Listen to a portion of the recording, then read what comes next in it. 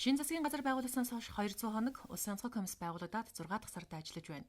Энэ хугацаанд коронавирус цар тахалтай тэмцэх олон ажлууд хийсний нэг нь био бэлтгэлийн үйлдвэрийг ашиглалтанд оруулсан юм. 2010 оноос хойш үйл ажиллагаан зогсоогоод байсан био бэлтгэлийн үйлдвэр одоо цар тахлын эсрэг иммуноглобулин үйлдвэрлэж байна. Импортоор өндөр үнээр уургийн бэлтгэл худалдаж авдаг байсан бол одоо дотооддоо бүрэн үйлдвэрлэх боломжийг засгийн газраас онцгой анхаарч үйлдвэрийг ашиглалтанд оруулсан юм.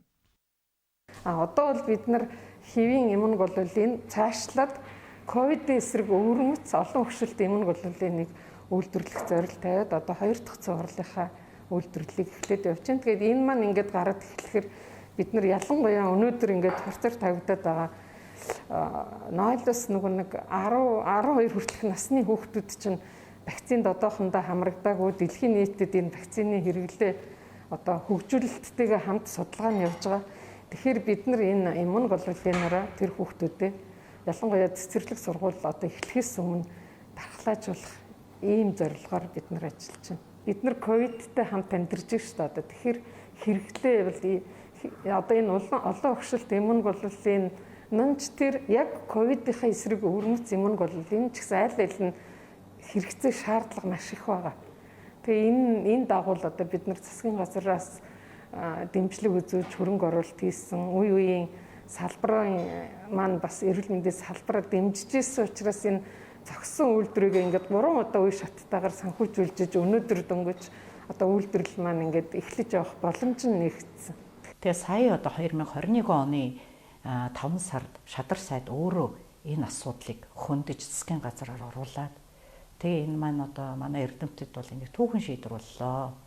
Био бэлтгэлийн үйлдвэрийг бол одоо сэргийхэд их чухал ач холбогдлолоо гэсэн ийм одоо сайшаалтай дүгнэлтийг бол өгöd байгаа л да. Иммуно гэдэг нь маань дархлаа гэсэн үг шүү дээ, тийм ээ. Глобулин гэдэг нь болохоор уурга гэсэн үг. Тэгэхээр бид энэ дархлааны уургийг бол тодорхой хэмжээнд үйлдвэрлэнэ гэсэн үг. Энэ маань үйлдвэрлэж ирсэн.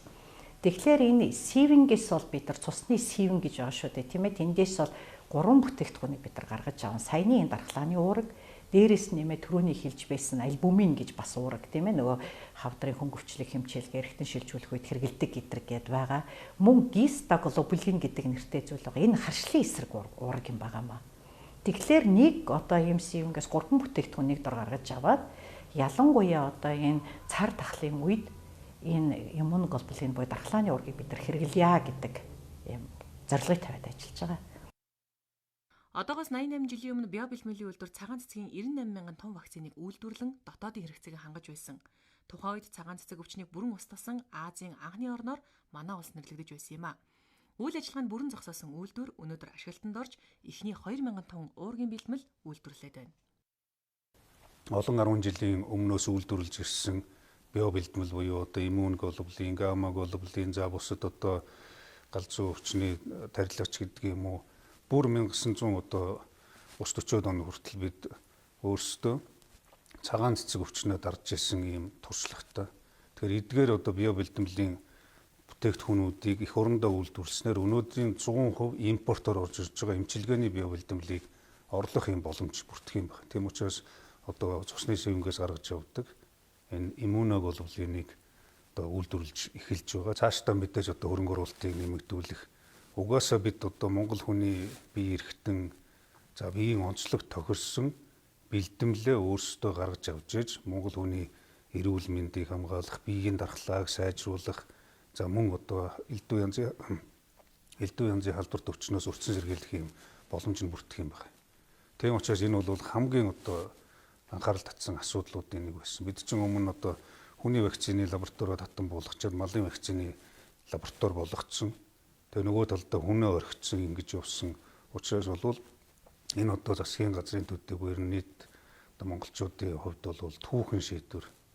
Тэгээ цаашдаа бол энэ үйлдвэр энэ салбараа илүү хөгжүүлэх хэрэгтэй. Ялангуяа орчин үед бол одоо элдв янзын халдварт өвчин, энэ нэм бактери, вирусууд үржиж байгаа, хяналтаас гарч байгаа энэ нөхцөлд бол өөрсдийн гэсэн ийм одоо бэлтгэлийг одоо үйлдвэрлэхээс гадна энэ био аюулгүй байдлаа хангах, био бэлтгэлийн одоо салбарын, биотехнологийн салбараа хөгжүүлэхэд энэ бол маш одоо чухал асар үнэтэй одоо хөв нэмэр оруулна гэдэгт эргэлзэхгүй байна.